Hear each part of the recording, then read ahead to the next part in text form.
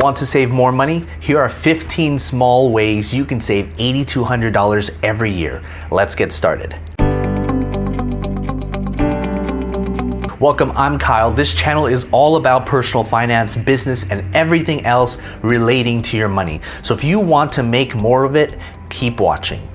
It's so much easier to save than to earn. You may have the poshest job with a high salary that comes with it, but you can always save whatever income you have. There are two ways you can become wealthy. You can either save more money or you can make more money. Ideally, you want to have both going for you, but since most can't just earn more money, it's better to have the savings part down. So let's concentrate on ways to save in this video. It doesn't take that much work. The downside of saving is that you need to downsize how you live. That's how most people get in trouble. They spend more than they take in. So here are 15 small yet practical ways you can save up to $8,200 a year. Number one, carpool to work. If you're friendly with someone from work and they happen to live near you, or you're going in your direction, a coworker or a friend or even your spouse, you both can decide to take turns carpooling. The more people, the more you'll save. But let's assume there's only two of you. To make things fair for both of parties, you both can decide to take turns driving every other week.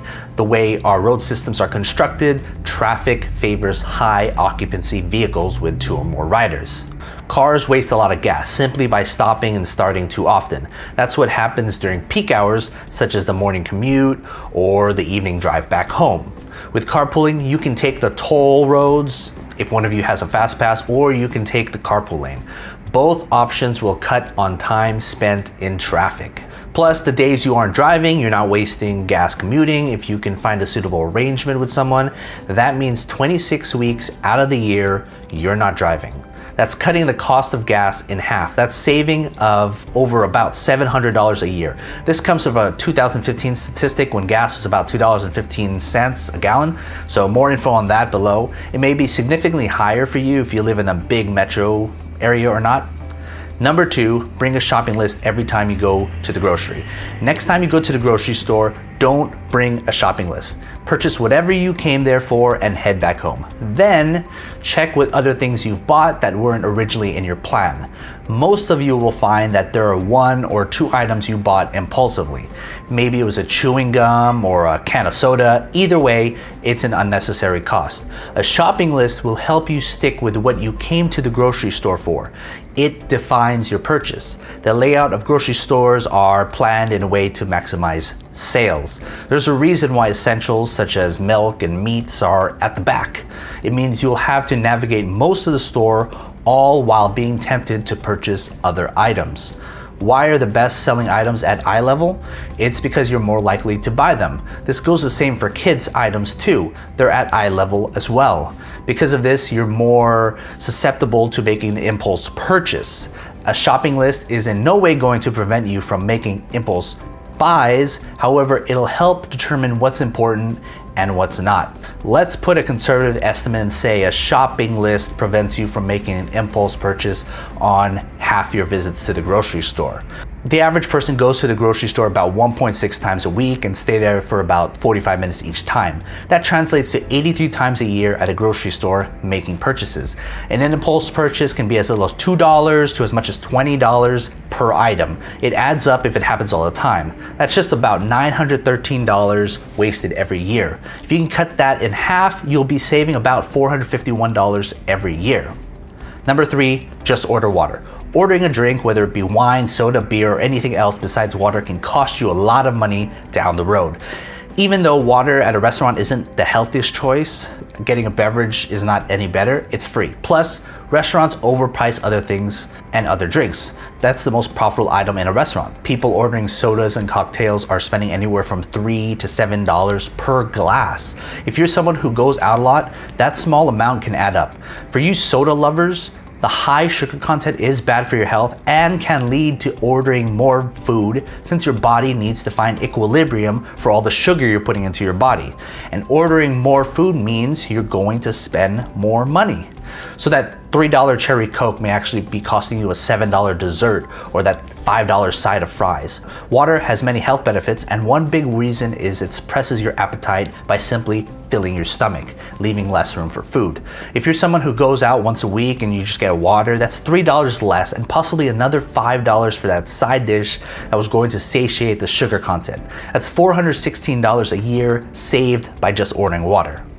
Number 4, stop going to the gym. Unless you're at a gym regularly, a gym membership is a huge waste of money. You can achieve a similar physique for free just by running, walking, doing burpees, push-ups, sit-ups, and other physical activities. A gym membership can vary in price, but most hover around $30 a month. A gym membership pays for itself only if you use it consistently. And by that, I mean not just hopping on the treadmill for a year. You can do that outside for free. Gyms are hoping you aren't a regular customer. So that's why most don't have great bodies. Less people at the gym means less maintenance work on machines since they're used less. So if you're someone who can make going to the gym and actually working out a regular thing for the entire duration of your membership contract, keep your membership. But for the rest of you, cutting that cost can save you an average of $365 a year. Number 5, shop at discount stores like Ross, Marshalls, TJ Maxx. Those are off-brand department stores. That means they purchase their inventory from department stores such as Macy's, JCPenney's, Nordstrom's, Bloomingdale's after that item goes off season or out of fashion. They then buy them at discount prices, then mark them up for you to buy them to make a profit. Even though with the markup, the price is still much lower than if you bought the item at those large department stores. Many items are priced anywhere from 30 to 50% off its retail price. Seriously, if you don't go shopping for clothes a lot, these off-price department stores have items you would want to wear. Who actually notices an item that's out of season? I have a shirt I bought almost 2 years ago from Ross. I'm sure you're wearing something you bought more than that. Assuming you buy $300 worth of clothes in a given year, that may be high or low for you. You can cut that in half just by shopping at an off-price department store. That's $150 a year saved. Number 6, pack your own lunch. One of the biggest expenses for a working person is going out to buy food during their lunch break. You're going to spend around $10 a meal, and you multiply that by 250 days you're working, and that's $2,500 just for lunch. Going out to lunch is unavoidable. Maybe you have a team meeting or you forgot to bring your bag of lunch. That happens all the time. Taking the time the night before to make your lunch will save you hundreds of dollars each year. A meal prepared at home costs less than $3. A weekly grocery store visit worth $50 can supply you alone with enough food to bring to lunch plus enough for breakfast and dinner. Even if you bring your lunch only half the time, you're saving $875 a year. Number 7, do your own nails. A typical manicure can cost anywhere from $15 to $50. If you want the full package of manicure, pedicure, and the works, that can cost more than $100 in some places. The average woman goes to her nails done every 2 weeks. That's 26 times a year with an average of $19.50 per visit. That's $507 a year. Depending on what you like, that can be a lot or it can barely be scratching the surface. Whatever the case, you can buy a manicure kit needed for less than a single visit. Plus, you can use the kit a few times before purchasing a new one. This can save an upward of $400 a year just by doing your nails yourself. Number 8, wear the same pieces of clothing more than once before cleaning. You don't have to wear the same things every day. You can change up your style if wearing the same thing might embarrass you. However, you can save a lot of money if you're finished wearing that article of clothing once. You throw in the laundry. What are the odds you spill something on your blouse or pants? How dirty will that piece of clothing be after one wear? Hang up your clothes after you wear them and then choose something else to wear. After you cycle through, you can wear that piece of clothing again since you only wore it once. Depending on how often you wear the same thing, it can be 3 or even 10 times before putting it in the laundry. This little thing can save you from turning on the washing machine and dryer too often. That's water and power being saved from your utility bill. It's even worse if you use a public laundry where you have to pay to clean your clothes. By making your laundry days less frequent, you are saving on detergent, fabric softener, water, and electricity. Even cutting your laundry days in half from an average of 400 to 200 loads, you can save $304 a year. Number 9, get rid of your cable. Cable is such an outdated form of entertainment. With Netflix, YouTube, Hulu, HBO, all being affordable platforms, it's unrealistic to keep paying your cable bill every month. Plus, it's expensive. They can be 3 to 5 times as much as having a Netflix account. Even if you're a news junkie like me, you can simply go on that news channel's website and watch for free there. The basic cost of cable is about $64.41 per month. That's crazy. It can be upwards to $100 a month if you get a premium options that include more channels. Netflix is $10.99 with their popular standard plan. The average cost of internet is $50 a month, so that's $60.99 per month if you get Netflix and have internet. But even if you have cable and an internet bundle, that can be upwards of $100 a month for the basic package. That bundle is actually a waste of money even though it looks like you're saving. By cutting out your cable and replacing it with Netflix or something similar, you'll be saving almost $500 a year. Number 10, make coffee at home instead of going to Starbucks. If you're not already going into Starbucks or any coffee shop for that matter, and you'll see a line of customers ordering and waiting for their warm beverage. This is an expected sight on weekdays just before people head to work. No one has any more energy anymore, and a cup of coffee is the best way to get energy for up to the rest of the 8 hours. But coffee is expensive. Check out this coffee calculator by USA Today. I'll leave a link in the description down below. You simply plug in how many cups of coffee you drink a day and whether you made it at home or bought it at Starbucks. Usually Starbucks and other coffee places have similar prices.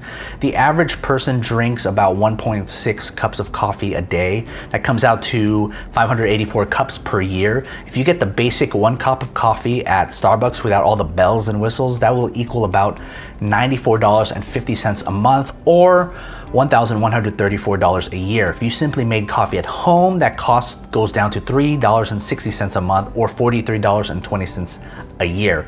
Coffee machine will cost less than $100 and it will give you a low cost, affordable coffee. Some of the types of flavors include Starbucks brands at a fraction of the cost. Calculating everything, you can save a little over $990 a year. Number 11, utilize your credit card cash back. Many credit cards have points on just about every purchase you make. Some can range from 1% to 3% on any purchase.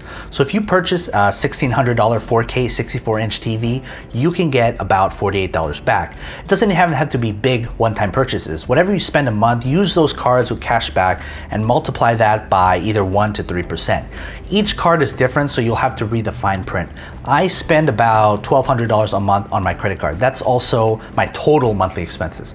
I also have a credit card that pays 3% on everything. So that means I receive $36 a month I can use for anything. It's best to not think of your cash back rewards as income. It's sort of like a discount rebate, but it can save you a lot of money if you use your credit card for everything. Let's say you make the US median income of $56,516 and you spend about 80% on basic living expenses and entertainment. The rest is put into your various retirement accounts. This is the 50-30-20 budgeting rule. If almost all your expenses were paid with a 3% cashback card, you'll be saving almost $1,700 a year. Number 12, spend only with cash. You don't have to spend with credit cards if you have trouble paying off your balance on time. That's why I'm a huge advocate of spending with cash. There are psychological effects when you actually get to touch the crisp dollars. By physically parting ways, handing out the cash to the cashier with your money, you'll be spending less compared to simply swiping your card. With cash, you can bargain for discounts, avoid paying sales tax in certain places, and even pay less for gas. That's a potential savings of $300 a year just by paying with cash. Number 13, buy bulk items that don't spoil. If you can find a bulk item that doesn't spoil, buy them. Costco is the master of bulk toilet paper. You can get the brand name ones or signature Kirkland brands, whichever you prefer. It'll be way less expensive than buying in small packages. Wholesale places like Costco, Restaurant Depot are great places to find bulk discounts. If it doesn't expire or spoil and can be frozen or laid out for a very long time, I urge you to buy them to save money. Remember not to over purchase and just buy for the sake of buying. If you only require 3 pieces of something for $10 and you find a bulk deal of 2 dozen for $24, you're not saving by buying bulk, you're actually spending $14 more. Be cautious when buying bulk. It can save you money if you need it. Not everything can be bought in bulk that doesn't spoil. Toilet paper is a great example of one you can. Because this is difficult to put a number on it, let's just say you can reasonably save upwards of $200 a year when you bulk purchase. Number 14, snack at home before going out to eat. Another way to save money and be healthy is to snack before you go out to eat. Next time you go grocery shopping, put on your list apples, bananas, oranges, and broccoli. They're relatively inexpensive and plus they can fill you up. Plus, also, they barely have any calories. That means you can go to the restaurant to eat, you'll be less hungry and less likely to order any more than what you're going to eat. You can basically cut your bill in half simply by snacking before going out. If a dinner costs you about $30, you can order something that's $15 or maybe do that, get a $30 cash deal and then take the leftover for home. That's extra food. Assuming you spend only for yourself and you go out to dinner once a week, that's $780 a year in savings just by snacking. Number 15, only tip your waiter for good service. Tipping is a controversial topic. In the US, it's not required you tip your waiter. Plus, it's a myth that workers get paid less than minimum wage. When a waiter doesn't get tipped, their employer must make up the difference so that waiter does not have to go below the minimum wage level. In fact, by tipping, you are subsidizing the employer. Other than that, you should only tip if the waiter has given you good service. That depends on what good service means to you. But don't feel pressured to tip if the service is bad. Not every waiter you meet will provide good service. Don't waste your money on service that doesn't meet your expectations. That may seem harsh, but the purpose of this video is to help you save money. Let's say you go out to eat once a week, so that's 52 times a year. You spend an average of $30 per meal if you're paying for yourself, and that equals about $1,560 a year. A waiter is supposed to receive 10 to 15% in tips, so that's about $187 a year. We can safely assume that half your waiters aren't doing a good job, so you should at least cut that in half to $93.50. That may not seem much, but you might be paying a lot more, or you could possibly go out to eat more than what you're assuming. Whatever the case, you'll be saving by only tipping for good service. I might get some hate for this, but you shouldn't spend on only nothing less than quality content. If your service is ignoring you and takes forever to refill your water, why pay extra for that? If you add everything up, that's a savings of $8,214.98 every year. Of course, you might not do everything on this list, but that's the beauty of this video. You can pick and choose to see which fits your lifestyle. If you're new to the channel, consider subscribing and don't forget to like and share this video. I've also got a free budget guide for you down below where I show you how to save an extra $1,000 per month. Check out my other videos on personal finance, business, and investing. Until next time, I'm Kyle, and thanks for watching.